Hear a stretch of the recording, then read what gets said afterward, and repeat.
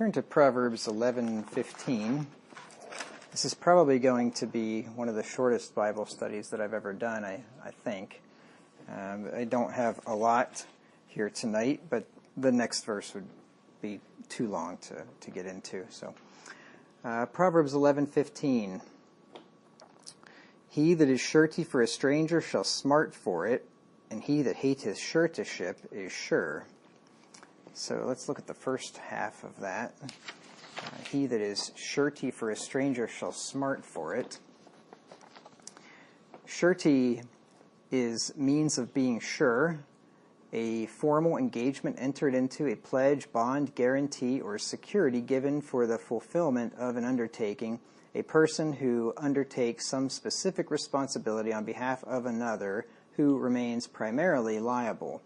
One who makes himself liable for the default or miscarriage of another or for the performance of some act on his part, for example, payment of a debt, appearance in court for trial, etc.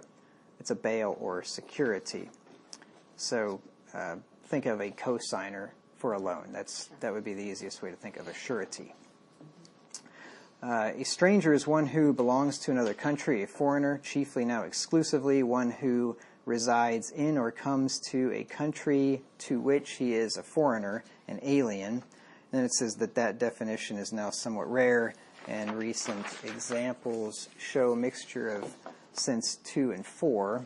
And when it says recent, I don't remember exactly the time period, but it was probably referring to hundreds of years ago. But anyway, when you go to number 2, one who is not a native of, or who has not long resided in a country, town, or place. So kind of like when we first moved to Excelsior Springs, we would have been strangers until we lived here for a while and got to know some people. Chiefly a newcomer, one who has not yet become well acquainted with the place, or one who is not yet well known. And then smart is, when you're speaking of wounds, etc., to smart, the verb, is to be a source of sharp pain, to be acutely painful. And we still use the word like that sometimes, like, oh, that smarts, if you hit your finger or something. So in other words, when it says there that he that is surety for a stranger shall smart for it, a man that gives a guarantee to someone he does not know well to ensure that his debt is paid if he defaults will suffer sharp pain. This is kind of one of those proverbs which should be obvious to anybody. I mean, anybody that would be a guarantor of somebody's debt that they don't know is an idiot. I mean, pretty much. Yeah. I mean, it takes it a step further than 6:1 did. Yes. Yeah, thou be Yes. for thy friend. Right. You Yes. know the guy. Yeah. Exactly. So, along those lines to what you just said, Judy, a man who becomes surety for his friend is stupid. Now, this is actually what Proverbs says. Proverbs 17 and verse 18. He may be nice, but he's stupid. Proverbs 17:18. A man that is void of understanding, remember understanding is the intellect. Void means you don't have any. It's so stupid. A man void of understanding striketh hands. That's when you shake hands. You make a deal. And become a surety in the presence of his friend. See, he's not shaking hands with his friend. He's becoming surety in the presence of his friend. His friend needs the loan. He strikes hands with the banker or the loaner, whoever, and says, yep, I'll be on the hook for his debt if he doesn't pay. And it says here that you're void of understanding, or a dummy, in other words, if you do something like that. And there are several reasons for that. Or I'll give you 3 at least. First of all, it's a good way to go broke if something happens to your friend and he can't pay. Proverbs 22, 26 through 27. It says, be not thou one of them that strike hands, or of them that are sureties for debts. If thou hast nothing to pay, why should he take away thy bed from under thee? So if you are surety, and your friend has nothing to pay, then you have to pay it. And if you have nothing to pay, then guess what? They're coming after your house or your bed or your whatever, any assets that they can get a hold of. So it's a good way to go broke, number 1. Number 2, it's a good way to lose a friend if he can't pay. Because if you guarantee a friend's loan and then the friend can't pay, how long do you suppose you're going to be friends after that episode? And you have to pay his debt for him. And then thirdly, it's a good way to get sued or killed if you don't have the money to pay your friend's debt if he defaults, depending on who he borrowed it from. If you struck, I was trying to think of the right. If you struck hands with a mafia boss, and guaranteed the debt that he owed to the mafia boss, and he doesn't pay, there's probably a good chance you're going to die or have your kneecaps broken or something, right? So it would be a very, very bad idea to do something like that. Now, if a man who becomes surety for his friend is stupid, then a man that becomes surety for a stranger is exceedingly stupid. Because at least for a friend, you can say, well, he's my friend, I feel bad for him, I can trust him, he's going to pay it back, I don't have to worry about it, I know this guy. But a stranger? I mean, just imagine somebody comes up and says, hey, I just met this guy, I don't really know him too well, but he's fallen on hard times, and he really needs a car, and I know you got some money, and the bank won't give him a loan for the car, but he seems like a nice guy. Why don't you just co-sign for him, and then, it'll be all right. You'd be a total idiot to do that if you didn't even know the guy at all. I mean, it'd be a bad idea regardless, but it'd be a really bad idea if you didn't know who the guy was. See, the friend's more likely to be sure to pay off his debt and not leave you on the hook for it, if he's a real friend, because what friend would want to leave you on the hook for it? But a stranger has little to no incentive to pay it because he doesn't know you and he probably won't deal with you again, might not ever see you again, right? So why would the stranger work to pay that debt off for all that time when he could just default on it and you could pay it, right? Why would he do that? So thus, he that is surety for a stranger shall smart for it. It's going to be painful because the likelihood is quite high that he's not going to pay the debt. If you're surety for your friend, you might not smart for it. There's a risk of that, but if you're surety for a stranger, you're asking for pain because it's probably not going to end well. Like I said, this is basically just common sense. It can also be not only painful financially, it could be painful emotionally too, because for one thing, you'd have the pain of guilt or, of embarrassment for being stupid, right? So that would be painful, it would be embarrassing, it would be humiliating, and then just having the feeling of somebody ripping you off and realizing later, oh, that guy, he was never going to pay it anyway. He just took advantage of me. So you'd have all those emotions as well as the financial pain. So if a man is stupid enough to be surety for a stranger, you better take some collateral from him to hedge against the likelihood that neither of them are going to pay it back. Because chances are, if somebody's dumb enough to be surety for a stranger, he might not pay the debt back either. The stranger nor him would. So if you happen to be loaning money to somebody and somebody else co-signs and those two people don't even know each other or know each other very well, you better take some collateral from the guy that's striking hands with you because chances are he's not going to pay back either. Proverbs 20 and verse 16. Proverbs 20:16, take his garment that is surety for a stranger and take a pledge of him for a strange woman. So, I mean, this must be a small debt that Solomon's talking about here, because to take his garment isn't exactly going to cover the cost of a Cadillac or something. But, something minor like that, you're taking something that is of, somewhat equivalent value possibly, just to make sure that you get your money back. That's why banks require collateral for loans and things. Same idea.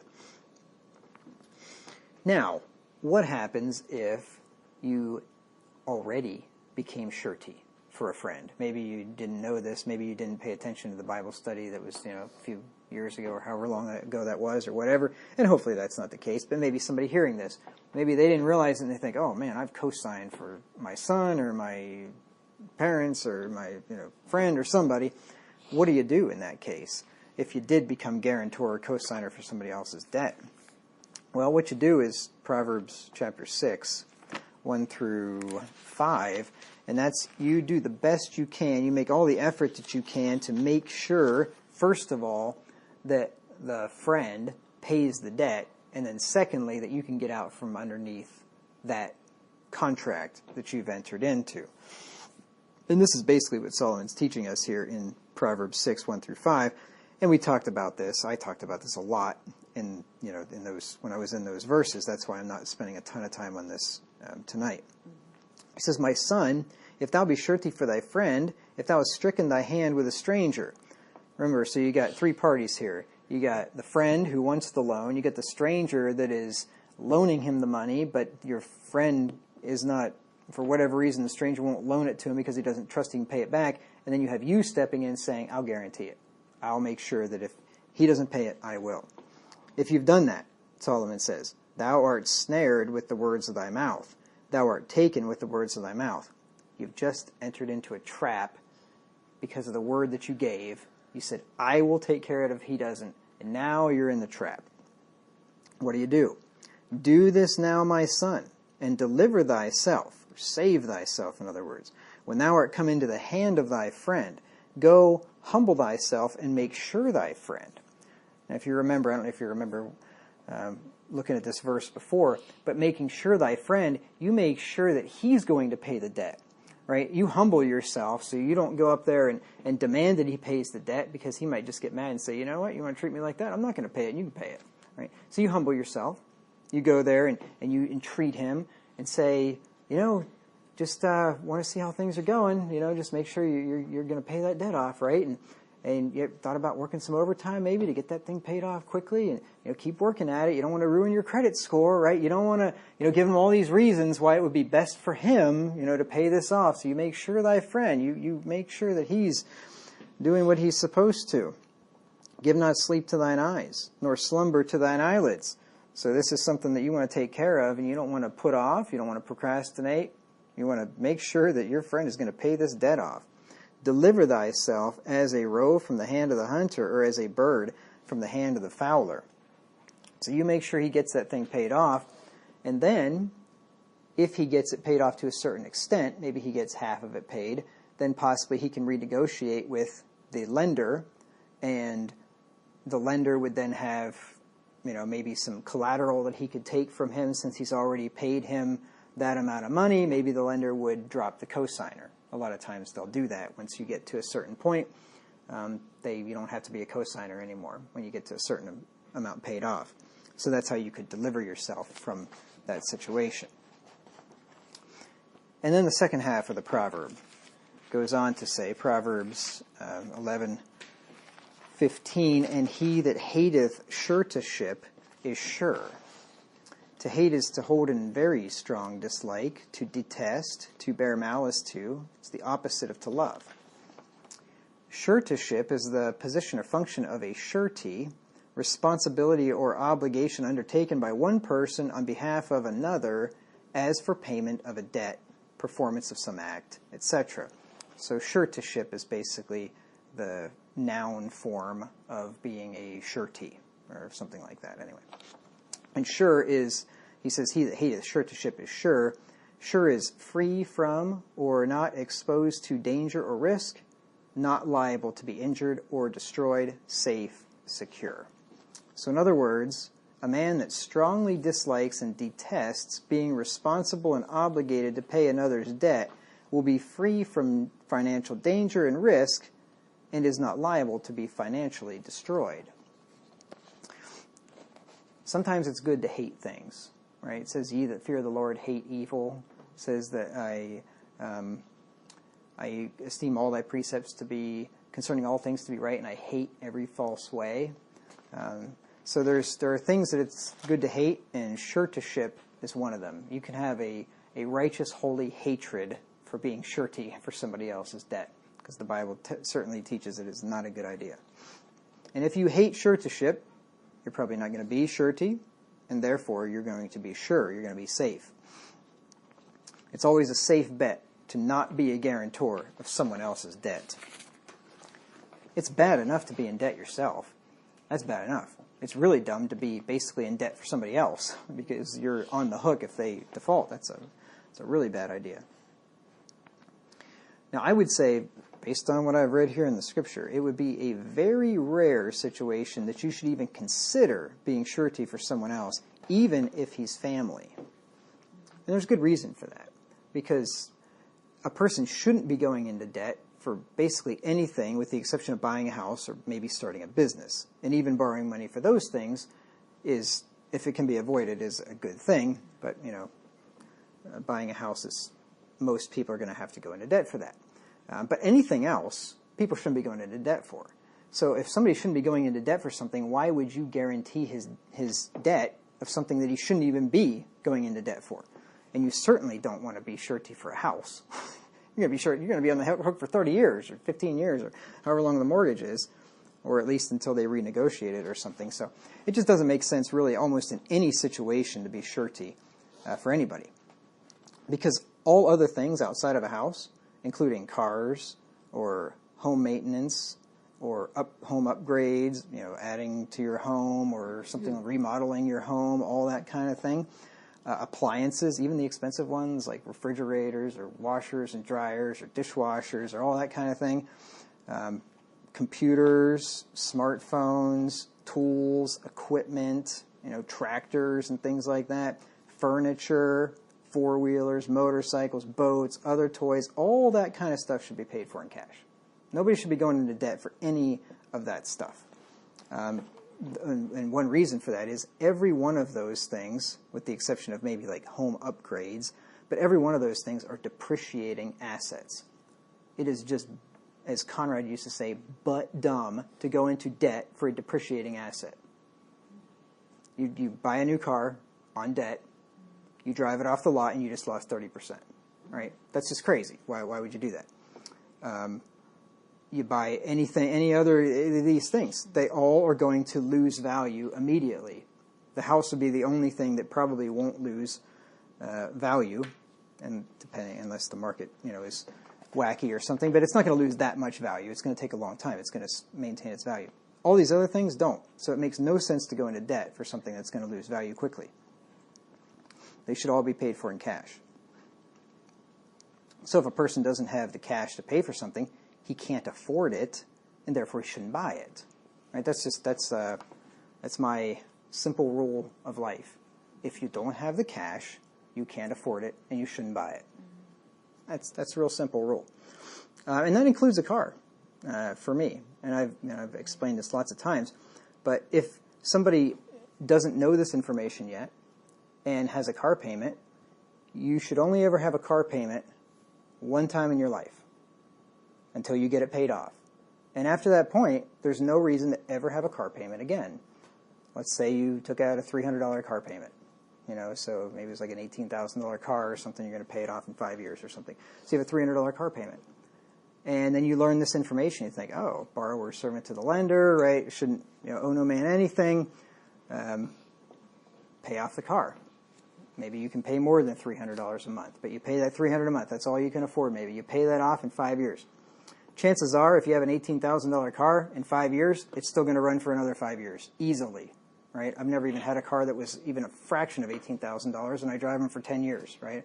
I mean, I've never even had a car that was a third of that price, and I drove them for 10 years. So you got an $18,000 car, you pay that thing off in 5 years, it'll easily run for another 5 years. In the remaining 5 years, you know what you do? You take that $300 a month that you were sending to the bank, and you put that in a bank account. You pay yourself. You make the car payment to yourself. And guess what? In 5 years, you have $18,000 plus whatever interest you made. And then you can buy a car with cash. And then when you buy that car with cash, you know what you do? You put that $300 a month in that same fund, and you can buy another one with cash 10 years later, except you're not even going to need all that cash because you're going to have $36,000 in, later in 10 years. And so anyway, no reason to ever have the car payment more than once in your life. I was just doing a little math here, just in my own life, and thinking back. I've never had a car payment, never had a loan, never had a loan on anything except for student loans that I took out because the Army would pay it, which they did. But other than that, I never had a loan for anything. And I've never spent more than $5,000 on a car in my entire life. In 23 years, $5,000 was the most I ever spent. I bought one for $5,000. One before that was $4,500. One before that was $2,000. One before that I think was $1,100. And the one before that was given to me, old clunker that I had for like a year before I wrecked it on hitting a deer. And then the last car I had was given to me, which was nice. But you add that up. In 23 years, I've spent less than $13,000 on vehicles in 23 years. Now, the last one, this one was given to me. Even if you add in the $8,000 that was worth when it was given to me, so that's, what, $21,000. And I'm hoping to get 10 years out of that one. So that'll be over 30 years I will have spent, if I can make that one last, for another few years, several years. Over 30 years, I would have spent $21,000 on vehicles. How much does the average person spend on vehicles in 30 years? A lot more than that. Twice, 3 times, 5 times, 10 times, probably. I mean, yeah, most people have cars that are more expensive, multiple cars that are twice as much as that. So that just gives you an idea of where people's money goes, right? I mean, you can save a lot of money if you do the car thing right, and spend a lot of money if you don't. So anyway, I would not recommend being surety for anybody for a car, right? I don't recommend going into debt for a car, period. The other thing is, I found this out in my life too, that if you save for a car or for anything, by the time you work and save the money up, you don't want to buy the thing. Because let's say you buy a new car for $50,000, $60,000 like people do these days, and you finance the whole thing. If you had to work and save that $1,000 a month or whatever that car payment is, the average car payment is $700 and some a month. That's the average now, which is just crazy. But so you had to work and save that $1,000 a month for 5 years, and you get that $50,000 or $60,000 saved up, and you're looking at that bank account that says $50,000. Most people are not going to say, yeah, I'm just going to go out and write that check out for that new car. They're going to say, no, I'm going to do the $20,000 car, which is just about as nice as the $50,000 car, only it's a few years older, and I'm going to pocket that $30,000, right? Not to mention I didn't pay all the interest on the loan, right? So, because I did that when I was younger. I wanted to get a sports car, so I started saving for the sports car. It was going to be used, something like $20,000 or something like that. And when I finally saved and got to the point where I could have bought the sports car, guess what? I didn't want the sports car. So Money.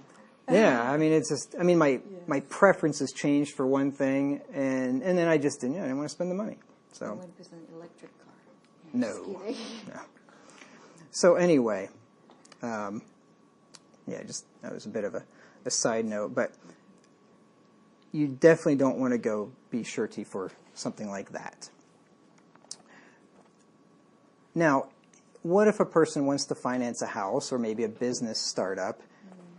Well, what about in that case? Because, that could be a legitimate reason to take on a loan. Would you want to be surety then?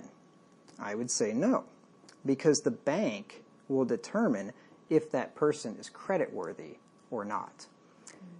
And that's why, banks, when you want to take out a loan like that, they're going to look at your credit score, they're going to look at your income, they're going to look at probably at how much disposable income you have, your other debts, and they're going to determine, is this guy creditworthy? Will he pay this back or not? Now, if he's not creditworthy and the bank will not give him a loan, then you'd be crazy and a fool to be surety for him.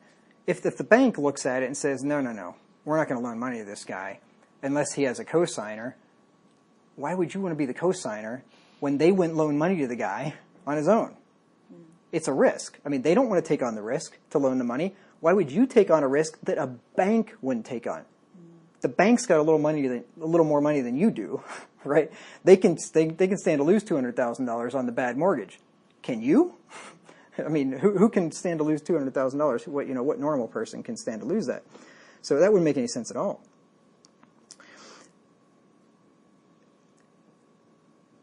If the bank is dumb enough to give the guy the loan, but he can't afford the down payment, you'd also be a fool to loan it to him. Because if he doesn't have the down payment for the loan, that means that he has not shown that he is capable, or at least willing, to underconsume, to save money, to get that down payment built up, and you'd be crazy to be surety for that, or even to loan them that money.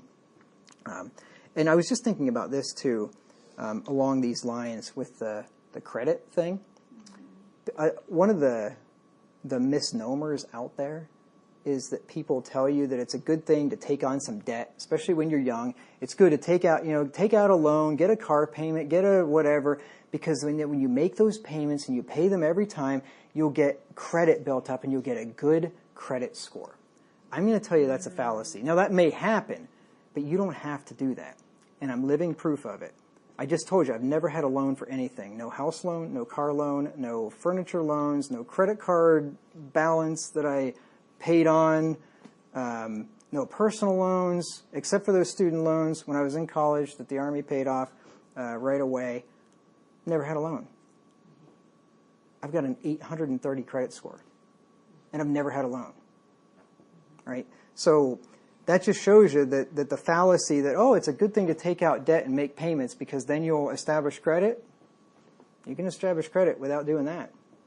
I don't know. I can't give you advice on how to establish credit except just pay your bills. And I don't know. I mean, that's all I ever did was just pay my bills. I don't know. I don't know how it happened. I'm not sure. But just do that. Don't be late on payments, and you'll be fine.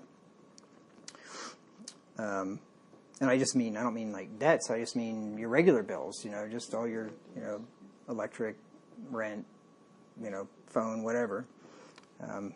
So anyway, just thought I would dispel that rumor too, because that's a common one. One thing that might not be a bad idea, just one more thing, and maybe I had a good credit score right from the beginning when I was young, and like I said, I don't know exactly how that happened, but I think one reason it might have happened is that my dad had a credit card, and he put my name on the credit card so that I could use it I never used it. I wasn't really not allowed to use it, but it was more like an emergency thing in case, for whatever reason. I don't think I ever used it for anything. But I wonder if it wasn't just having my name on that card established credit. So that might not be a bad idea, I guess, for your kids. When you guys are obviously, past that. But for your kid, when you have younger kids, put their name on your credit card. Don't even give them a credit card, of course. But that might help to establish credit for them so that, when they do go out and they need to. Starts in young, too.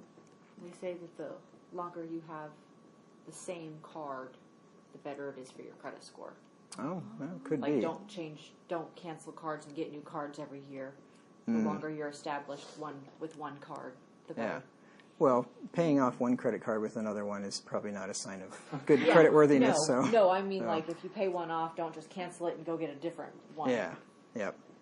I'm not recommending giving your kids credit cards at all, so don't misunderstand me. But anyway, so that's what I have to say about being surety. And like I said, probably a pretty short Bible study tonight. But next time we'll pick it up with a question you asked, Judy, a long time ago. You asked me about this proverb: a gracious woman retaineth honor and strong men retain riches. I said, we'll get to that someday. And it was like years ago. Well, we're finally going to get there.